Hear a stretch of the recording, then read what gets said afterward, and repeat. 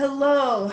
Thank you so much, John. I hope you know how much I love you. And again, as Dr. Weiss has said, you will not say it for yourself because you're a wonderful person, but this thing that we do every year, most every year, right, is really a labor of love from you. And I so appreciate that. I so appreciate Jillian Visa and Keith Lee Morris and everyone who works at South Carolina Review. I'm here on behalf of South Carolina Review for the 14th Annual Clemson Literary Festival. And I'm here also with the wonderful poets Julia Koets and Alicia Mountain. They were very generous with me. Everything was kind of last minute, and they sent me their books, and I read them, and I just fell in love with their work.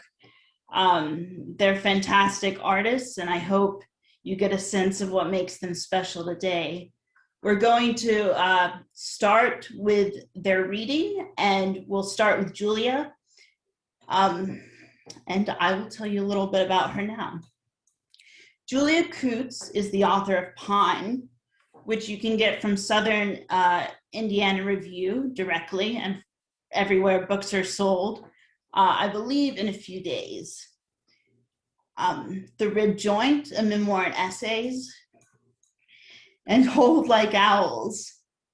She is the winner of the 2019 Michael Waters Poetry Prize, the 2017 Red Hen Press Nonfiction Book Award, judged by Mark Doty, and the 2011 South Carolina Poetry Book Prize, judged by National Book Award winner Nikki Finney. Julia's essays and poems have been published in Creative Nonfiction, Indiana Review, Nimrod, the Los Angeles Review, Carolina Quarterly, and Portland Review. She earned her MFA at the University of South Carolina and her PhD in creative writing and literature at the University of Cincinnati. She is an assistant professor of nonfiction at University of South Florida. Please welcome Julia Koets.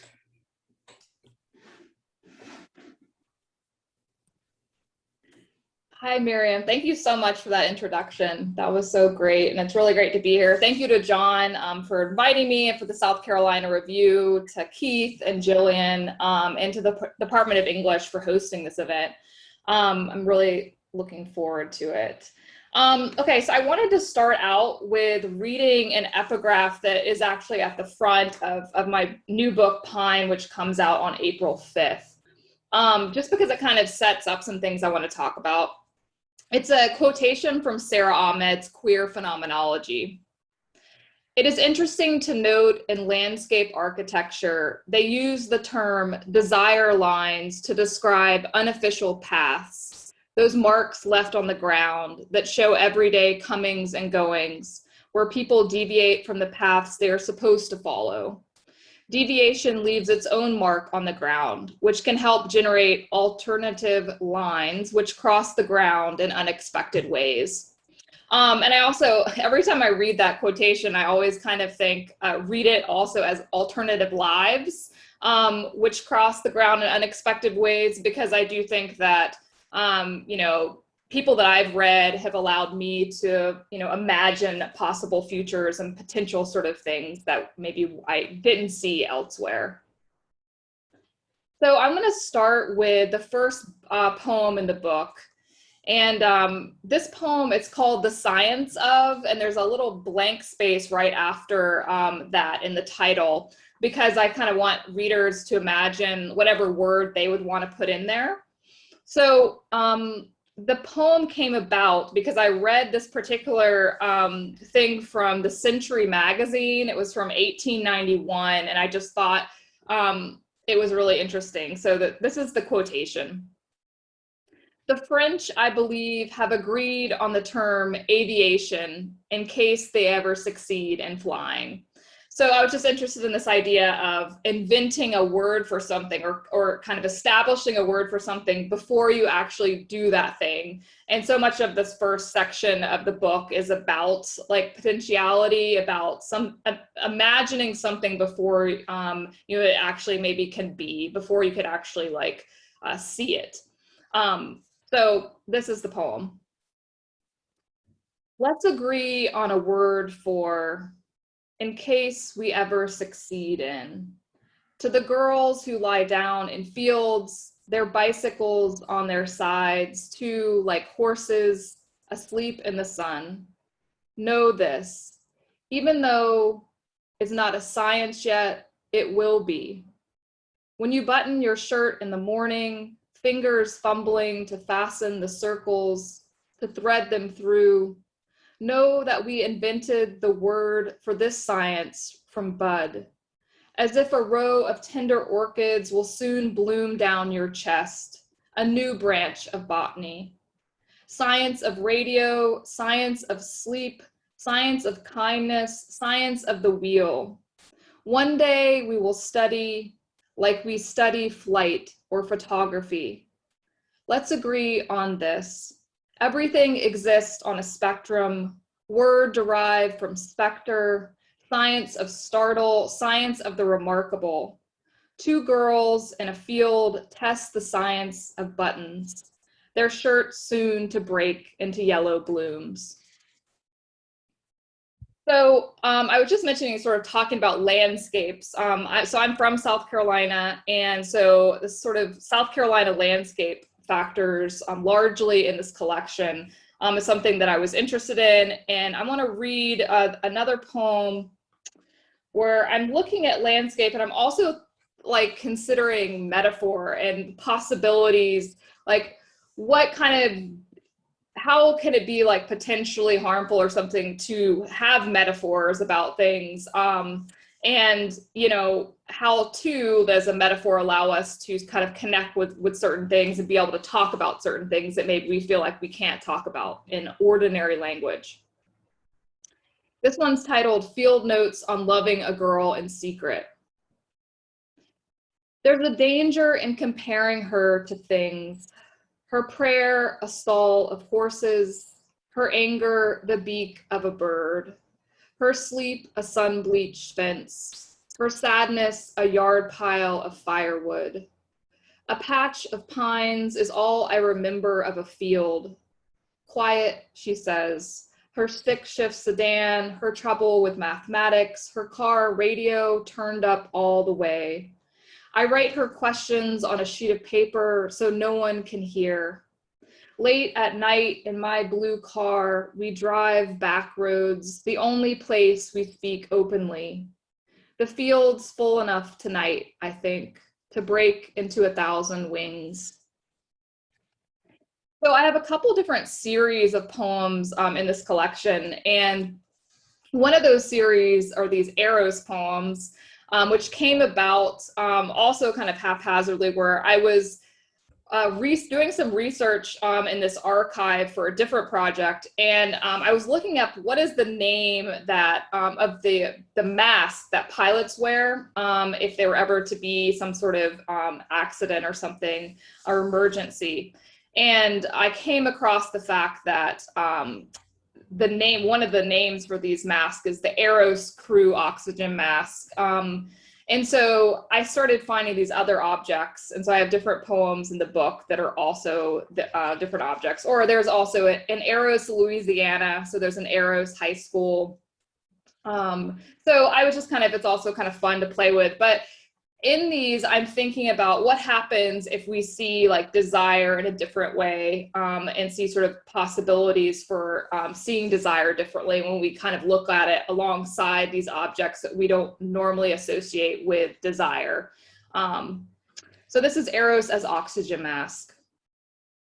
In a brown paper bag, I test my lungs' capacity for fear. No, I test my lungs' capacity for recognizing it as such. I'm not dying, I tell myself. Beside you in bed, my dress on the floor, your bra next to it, I watched the paper fill and diminish, fill and diminish. Fear of certain kinds of desire can manifest in the body like hypoxia, a tendency to ignore our feelings or act on them only in secret, both a kind of flight, can result in what a pilot feels under rapid decompression, arterial constriction, neurologic shock. The first time I kissed a girl, the pressure dropped for what felt like hours. My breath short, my body shaking beside her in bed. It's not that I don't want to kiss you, I do. It's not that I regret kissing you, I don't. The altitude in your room reaches 12,000, 30,000, 50,000 feet, as if we're underwater or miles above it. Could we pass this paper bag, a kind of kiss, back and forth between us? Okay, the next poem I'm going to read, it's sort of a litany, or I have this list of, in the poem is a type of list. So as I was trying to like figure out my own questions about my sexuality, you know, several years after, I was kind of like feeling some guilt about, well, conversations maybe I thought I should have had with certain like men that I had dated. And so this was kind of the reason I started this poem, was thinking about some of those questions of guilt that I thought about, who I hadn't told, the questions that I had. So this poem is titled Boys. There were boys whose time I wasted, I didn't know it at the time. Boy who drove a black car fast. Boy who wore a rubber band around one wrist. Across a river boy. Boy I kissed underwater. I kept some boys too long, like sand dollars, starfish.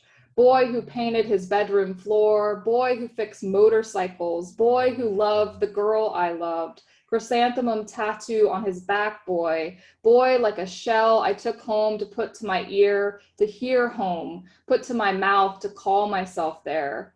Boy who wore a watch to bed, boy who cooked spaghetti, sauce spilled down his shirt, cheese toast in the oven, boy, yard strewn with yellow leaves, boy, beach so dark we couldn't find the path back, boy.